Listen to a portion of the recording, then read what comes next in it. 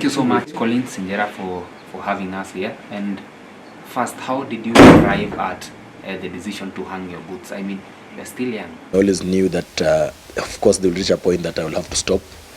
And I've always said that I will know, and my body will definitely tell me. And of course, a few months back, you start feeling it. I don't know, you can't plan for it. I think it's just something you start feeling. Recovery starts taking longer than usual.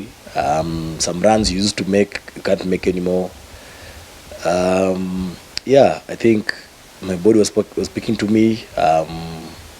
Waking up, sometimes I used to ask myself if I have to go for training, and it's something that I never used to do. I've never questioned myself going for training, and I started doing that. That's when I knew probably time is coming, when I started waking up and questioning myself. Of course, not only because of the physical aspect, and of course there's many off-pitch things that have been happening around rugby, as you know. So of course things like that add up and build up, and then yeah, eventually I got to my decision. Yeah. And maybe how long have you been playing rugby, the time when you got officially into the national team? I got into the national team in 2005, in the 15th aside first. I played for them, I think at what was the team? Southern Spears down in South Africa. That was my first ever tour with the 15th aside. And then I joined. Now after that I was called up to the 7th team, and since then I've played both codes, 7s and 15s, but I spent most of my career playing 7s. So if you add that up, it's like 17 years. But in total, since I started the game, because I learned the game in 2001 when I joined high school. So yeah, that's like 22 or something, but officially internationally it's 17 years. Yeah. So your decision to retire or hang your boots, how was it received by your teammates and maybe the national coach? To be honest, most of them didn't know. I tried to keep it just within the very close circle. Because even me, I've been struggling with the decision.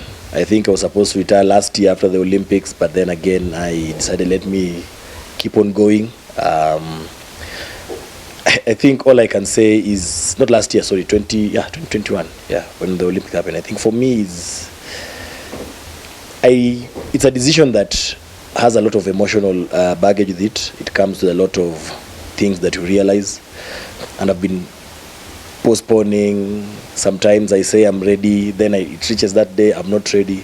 But I think finally today I just decided, let me just call it and move on to other things. Yeah. And maybe how has it been playing for the national team? And also I know there are highs and lows. Tell us your experience playing.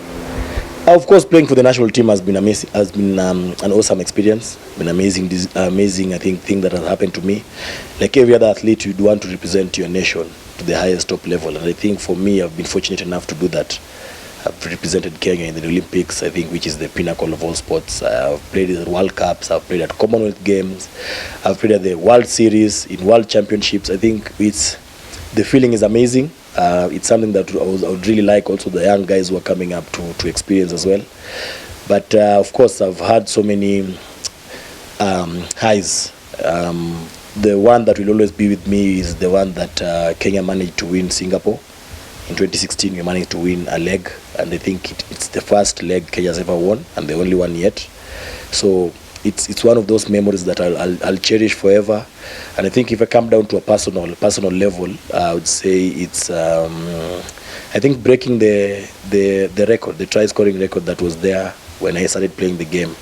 I think just getting to that 231 mark when I broke the long-standing record, I think that will always stick with me. And of course I have a couple. My first ever World Cup, we got to the semi-finals, we beat Fiji in the quarterfinals. So there are many more, I think, memories that I'd carry. Of course, there are those ones that you don't want to forget, but I think those ones happen so that you can learn and keep growing as an athlete. Yeah.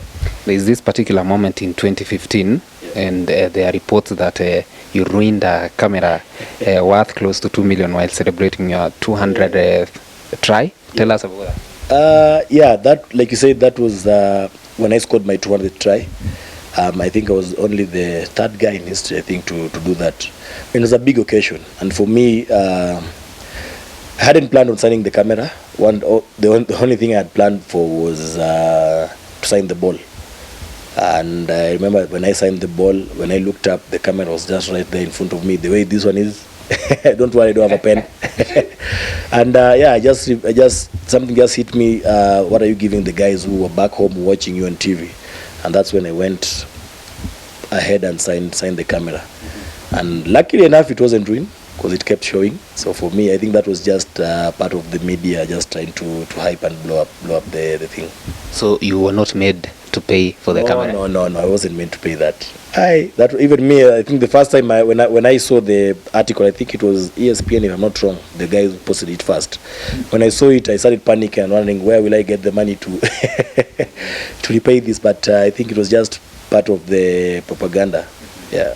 So in total, how many tries did you score and how many trophies did you win?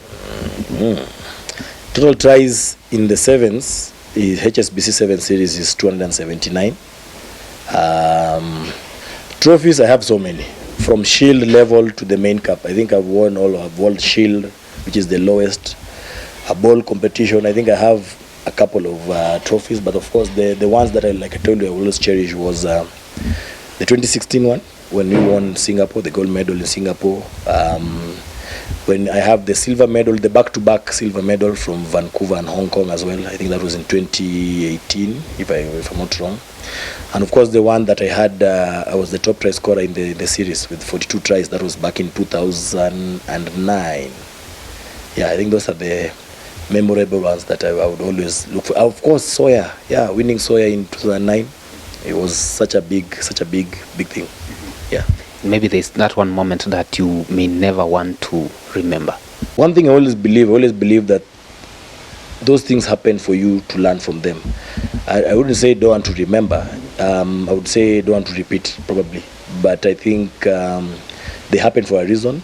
And just to mention one, I think there was one, a moment in Hong Kong when you were playing against Wales. And I remember that season was a very tough season.